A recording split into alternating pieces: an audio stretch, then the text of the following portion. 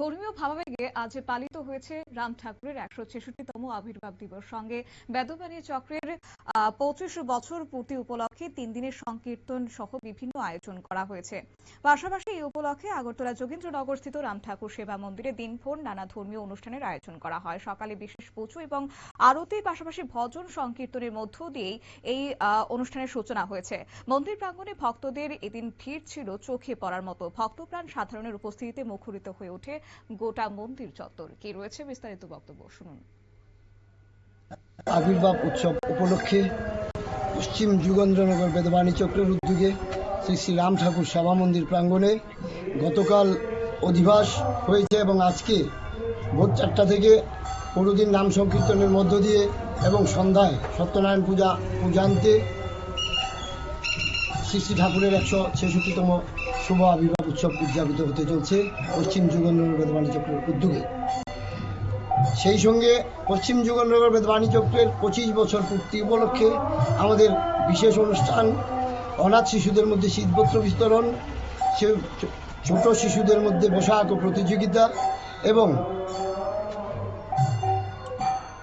শ্রীমদ্ ভাগবত গীতা পাঠ, ২৫ বছর পূর্তি উপলক্ষে ২৫টি প্রদীপ প্রজ্বলন এবং নদীতে ভাসান এবং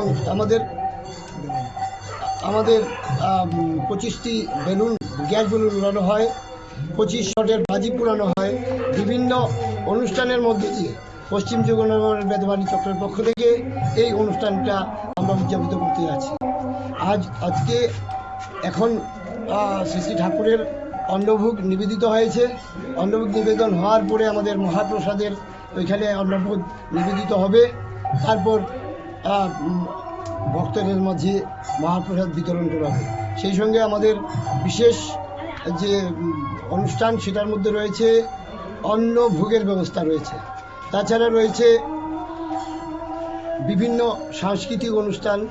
আমাদের পশ্চিম যোগেন্দ্রনগর বেদবাণী চক্র গত ২৫ বছর যাবত বিভিন্ন ঠাকুরের আরাধনা ছাড়াও বিভিন্ন সামাজিক কাজে লিপ্ত, যেমন দুস্থদের মধ্যে পঠন সামগ্রী বন্টন, রক্তদান শিবির, অনাথ যারা অসহায়, যারা দুস্থ রোগী আছেন তাদেরকে সাহায্য করা, কন্যাদায়গ্রস্ত যাদের তাদেরকে আমাদের সাধ্যমতো সাহায্য করা।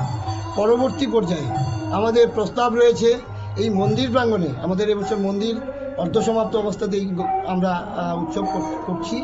উৎসবের পরে আমরা এটা পূর্ণাঙ্গ রূপ দিতে চেষ্টা করব এবং আমাদের কাছে যা প্রস্তাব রয়েছে এই মন্দিরকে সামনে রেখে আমরা গরিব ছাত্রছাত্রীদের অবৈতনিক শিক্ষাকেন্দ্র চালু করার প্রস্তাব রয়েছে বিনামূল্যে চিকিৎসা পরিষেবা দেওয়ার, আরও অনেক সেবামূলক প্রস্তাব রয়েছে।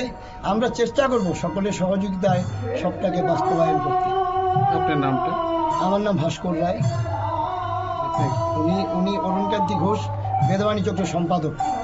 উনি বেদবাণী চক্রের সহ সম্পাদক। উনি হচ্ছেন কার্যকরী কমিটির সদস্য অঙ্কুর দাস।